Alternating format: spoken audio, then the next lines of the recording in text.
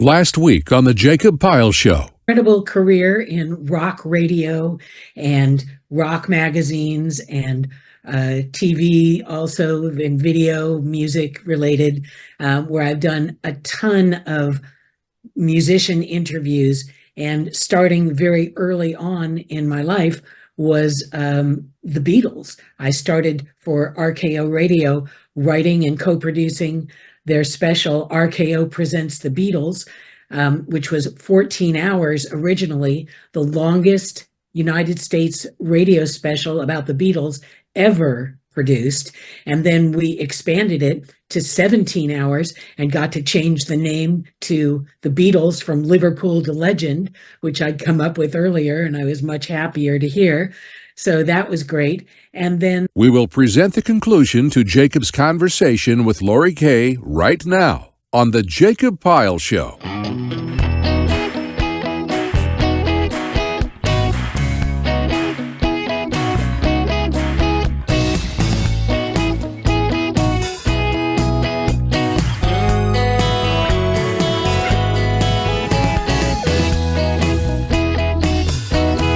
Good morning, and welcome to the Jacob Pyle Show, starring Jacob Pyle, featuring Zach Brown, and tonight's guest, Laurie Kaye. Ladies and gentlemen, from his studios in Indianapolis, Indiana, your host, Zach Brown. Thank you, Jeff. And joining me from his studios in Sharpsville, Indiana, a man who needs no introduction, but I guess I'll give him one anyway, the host of our show, Jacob Pyle. Thank you, Zach, and welcome to the Jacob Pyle Show for the Saturday night, Sunday morning, March 21st, 2026. So glad to have you with us.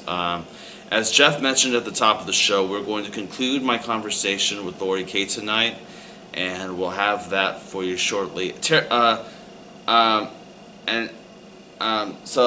Ray Smith, as Zach mentioned last week, is still a bit under the weather, so Zach's kind enough to fill in for her while Taryn's away, and so Zach and I are going to be doing our conversation this week. We're going to talk about, I want to get your thoughts about the tornado. By the time the viewers see this, the tornado obviously would have already passed through, but we're taping this the day of that the tornado is supposed to be here, and we're kind of like, we still don't know what all is going to happen and stuff. So basically, I will say this. So I live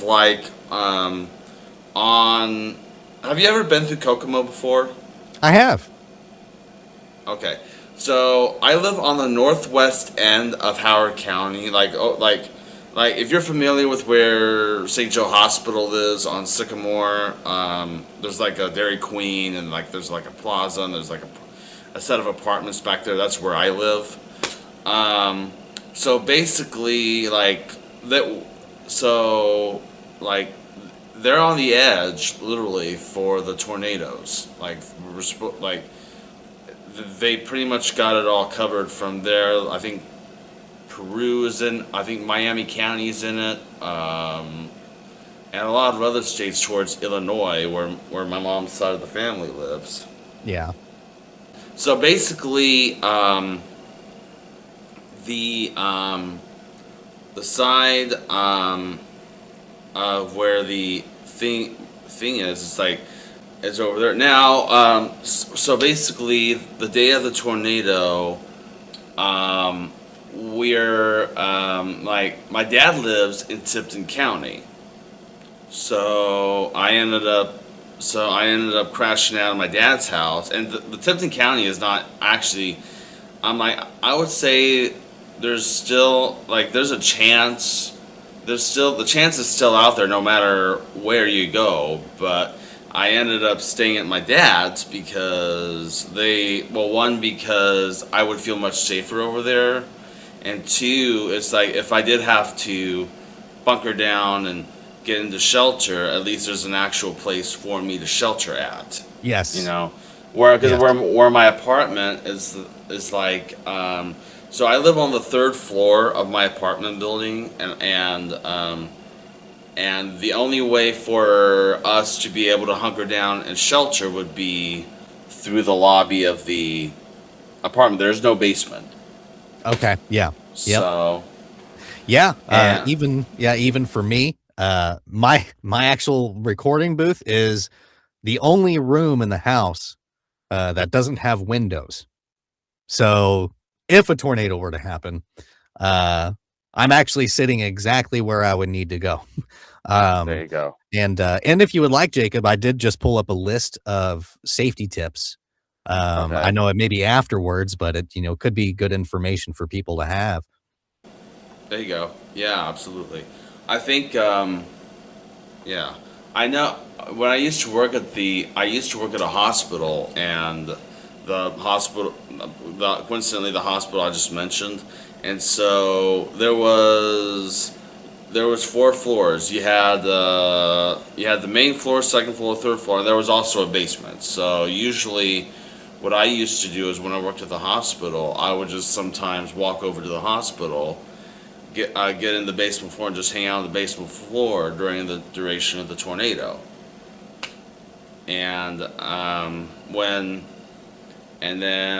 now it's like, it's like, and then, or also now it's like, or I mean, an alternative would be like, like even at work, like there is actually an actual shelter at where I work as well, but you don't have time. But the thing is, it's like if the tornado warning comes in, you don't have time. You don't have time to drive all the way from Tipton to Oakford to just to get into shelter. You have to kind of think on your feet. Yeah, there used to be, and I'm not going to repeat what was, and I'm not saying this is my actual way of doing this, but a lot of social media posts have been saying, "Do not sleep naked." Oh, yeah, that's true. Yeah, because if you need to go somewhere, you don't have time to change. So Right. you need to get up and get moving. Yeah. There's a few pretty key safety rules that I've learned in my time in India. I've actually heard a tornado when I was a kid. We were Yeah. sheltered in the bathtub, which is one of the many places that's recommended for you to kind of hold out. But yeah, you're supposed to go to the lowest level of your building immediately. So if it's your basement, if you have a basement, that's where you go. If not, then you need to be in the most enclosed space of your home or apartment. So away from windows and exterior walls. Shelter in like a small interior room if possible. So for many people, like a closet, you need to protect your head and your arms. Avoid cars. Don't get in your car and try to drive away. That's always kind of ill-advised. And then also if you're outside with no shelter, just a lie low in a ditch has been recommended. Though I've heard some people say, which if you may recall from what was the weather lady that came on the show? Christina Ernie, we're actually going to be showing her interview, and Christina, we're actually going to be showing her episode in about a week ago anyway. So, and she just had a baby, by the way. Okay, sorry, I gotta say this. She just had a baby, by the way. So, just congratulations to her. Yeah, congratulations, Happy- Christina. Yeah. So, but yeah. going back to what you were saying. Yeah. So there, like for example, you may have heard if you are driving when a tornado comes by that you need to shelter underneath an overpass, right? You've heard that. Well, turns out you are not supposed to do that because wind can actually accelerate in underneath that under the bridge, so to speak, and so you're not safe. So that is like an old recommendation that now has come to, you're not supposed to do that anymore. And then also just to have an emergency kit wherever you go, whether that's in your car or in your home. Always good to have like a first aid kit. Yep. Okay. All right. We gotta take this break. When we return, I will present the conclusion to my conversation with Laurie Kaye. Don't go away. We'll be right back.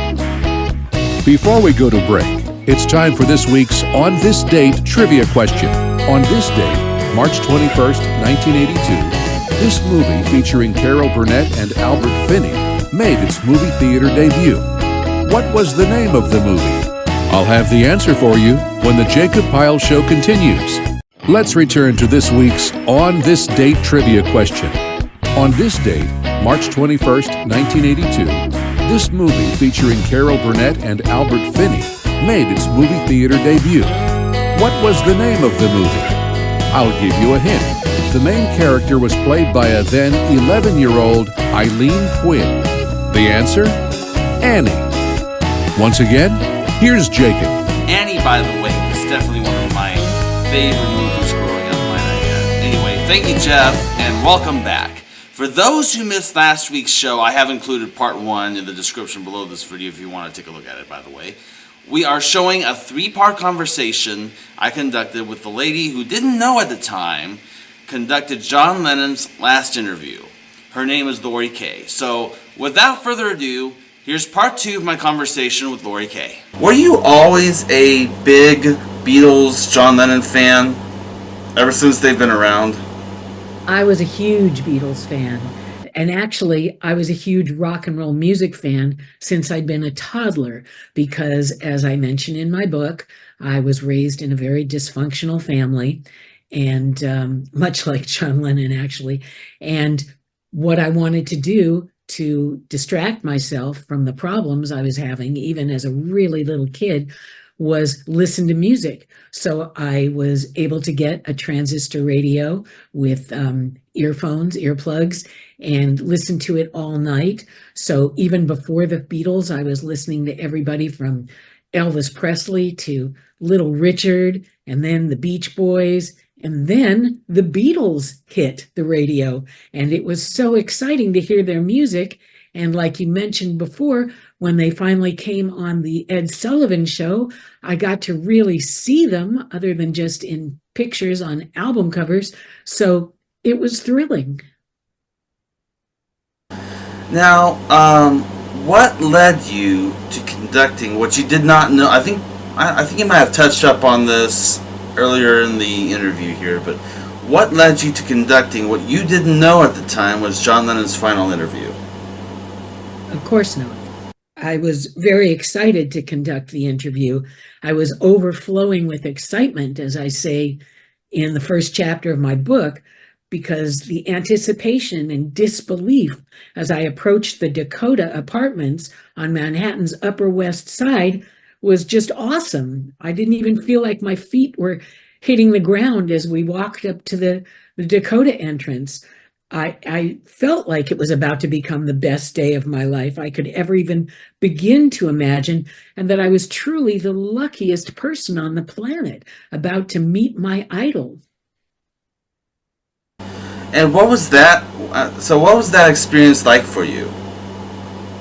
It was awesome. It was like making 2 friends right off the bat that I thought would be my friends for life, and that's part of the tragedy, is that was the first and only time I got to hang out with them, even though towards the end of the interview, we all made plans to get together in a couple of weeks when John and Yoko were going to be in San Francisco. We were all going to go out to dinner at what was Yoko Ono's favorite Japanese restaurant in San Francisco. And I was just looking forward to talking more with them about everything we had in common.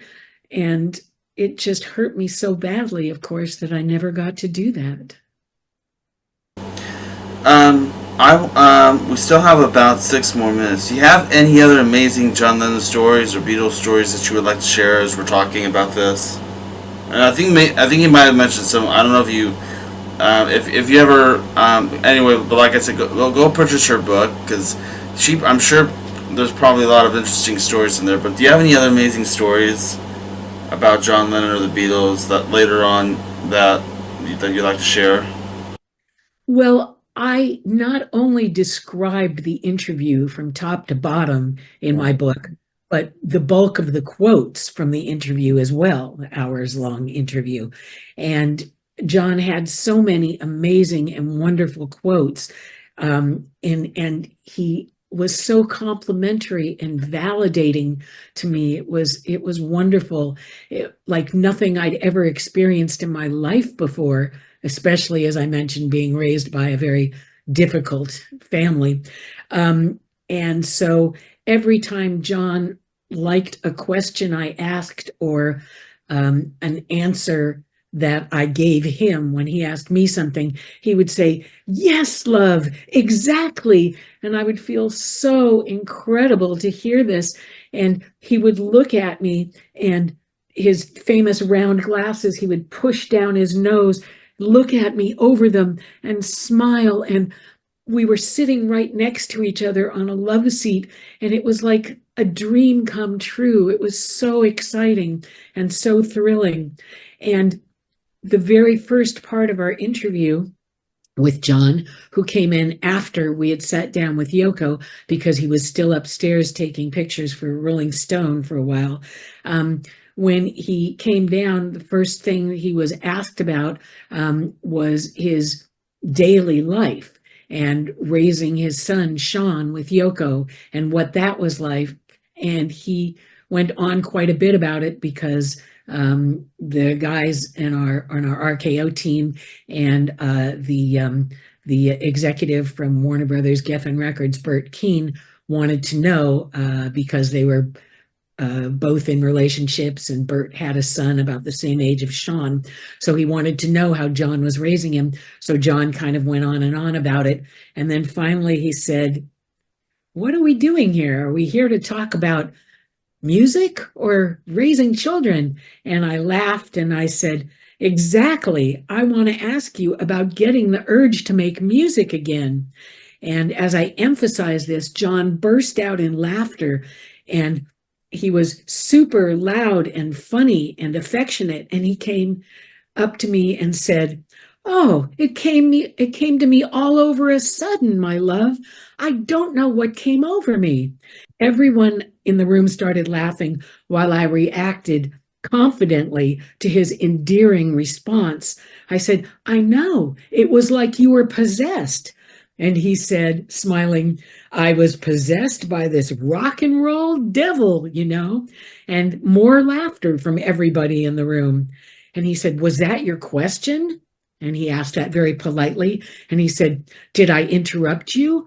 And I said, "No, you got it." And I told him that, smiling like crazy, as he and Yoko went on to discuss their work and the love that went into creating their album Double Fantasy, which they were both so happy with. And then John said, "Just suddenly I had, like, if you'll pardon the expression, diarrhea of creativity." And again, everybody started laughing. And it just made me think, wow, John really knew how to respond to everything I said and asked him. And it just made me feel so great throughout the entire interview. Sounds like you had a. Sounds like it was a good. It was a. Yeah. It sounds like it was a great experience for you. It was. It was an amazing experience. And I would have to say, without a doubt, the most amazing rock musician interview I've ever taken part in. Even though there were so many that I loved and had a great time doing, the John Lennon interview was incredible, and not just because he was assassinated shortly after. Yeah. I gotta. I want to get your thoughts on this before we go to break. Because we still got about a minute and a half left. Just recently, Paul McCartney and Ringo Starr, and using, I guess, archival footage of John Lennon and George Harrison, created this brand new Beatles album. I don't know how they did it. I think they might have used AI or something. I don't know if you had a chance to hear it. I can't remember the name of it, but I've heard of it on the news. What were your did you get a chance to listen to it, and if so, what did you think of it? Absolutely. And the song Now and Then is just beautiful, and it just makes my heart grow so big every time I hear it. I play it a lot at home, and it's wonderful. It's almost like thinking to myself, wow, they are all still alive, and wow, they're still a group. And even though that's sadly not true, either one, it's still beautiful to be able to hear something that I didn't listen to my entire life since I was a little kid, like I Want to Hold Your Hand, that kind of thing. So it's amazing.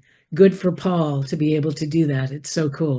We have to pause for this break. When we return, we will have the conclusion to Laurie Kaye's interview. But first, this message of interest.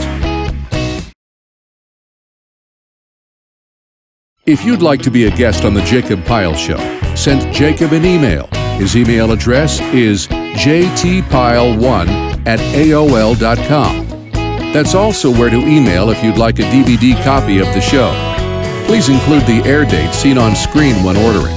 The DVD is $10. Residents outside of Indiana will pay an additional $5 shipping and handling fee. Once again, here's Zach. Thank you, Jeff, and welcome back. So for those of you who are just now tuning in, we are presenting the conclusion to a 3-part interview with Laurie Kaye. So without further ado, here's the conclusion of that interview. All right, so now the news not long after you've done that interview, of course, the news comes out. You find out that John Lennon was assassinated and he passed away. What was your initial reaction to it when you first heard the story? Well, I should say that the guys who were with me, the RKO team members and the executive from Warner Geffen, all went back to the West Coast. They had caught their flight already. I was the only one staying in New York that night because I was going to be having dinner with an old friend of mine. And as I left the Dakota, saying goodbye to them, they all got in our limousine because the guys were dropping John and Yoko off at the recording studio where they had a session coming up. I said goodbye, I hugged them all, I waved, and I started to walk up to my friend's office. And before I even got a couple of feet away, I was approached by a really obnoxious, creepy guy who kept saying, "Did you talk to him? What'd you talk about? Did you get his autograph? What's that?" And he wouldn't shut up and wouldn't leave me alone. And he kept following me. And I wanted to turn around and smack him, but I didn't. I just kept going. And finally, I had to turn around and give him a really dirty look and run away practically. And he finally stopped following me. So I got up to my friend's place and immediately told him about the great interview that I had, and we ended up going out to dinner. And when we got back to my friend's apartment, he said before he opened the door, "When I open the door, the radio is going to be on because I leave the radio on in case anybody tries to break in, then they'll think I'm home and they'll go away."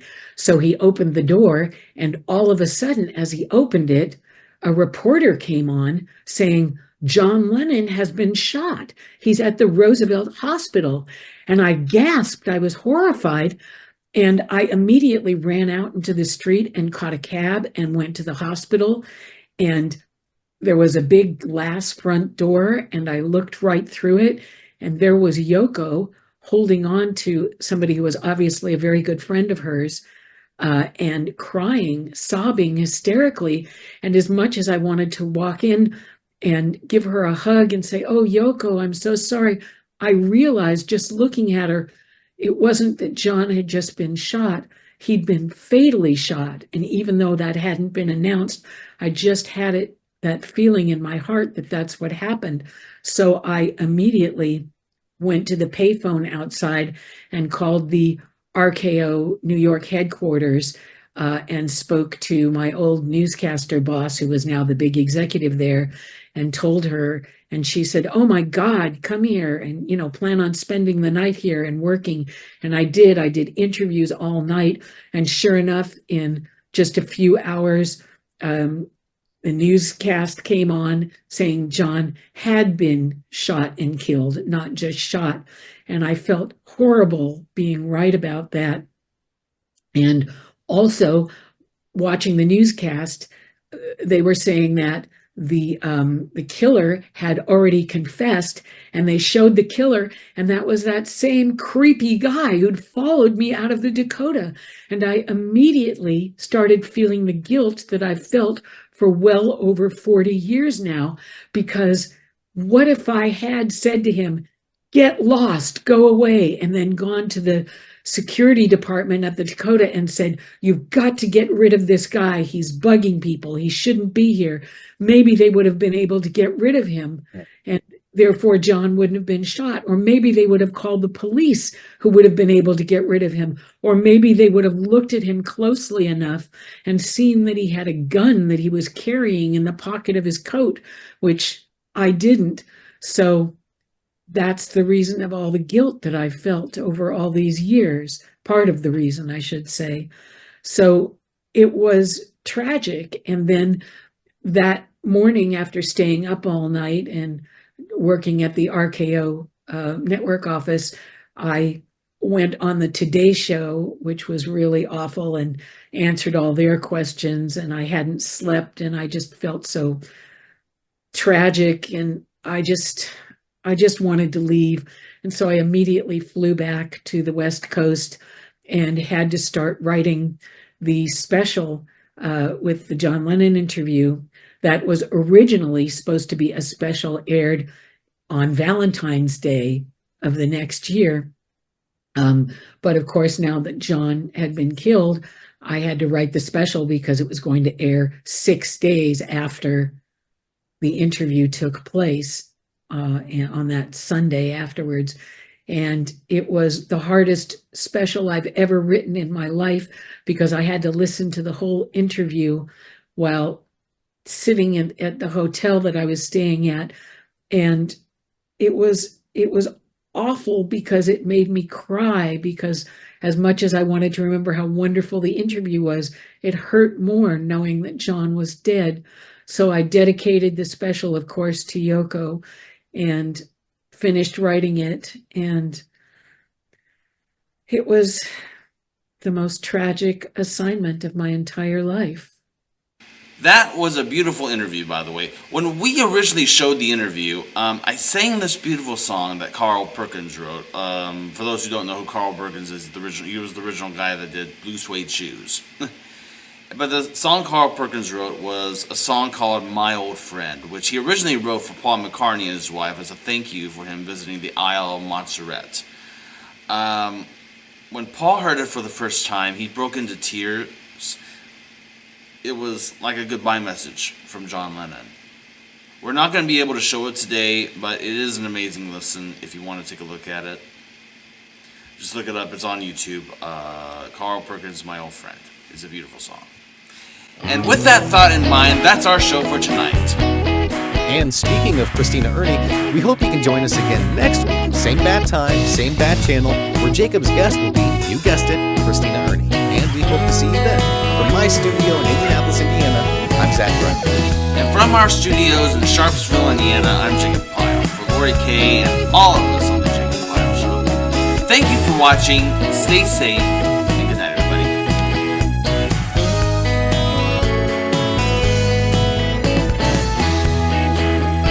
The opinions expressed on this pre-recorded program are solely those of the participants and does not necessarily reflect the views of this program or Pyle Media Ventures Incorporated. Pyle Media Ventures Incorporated produces this program and is solely responsible for its content.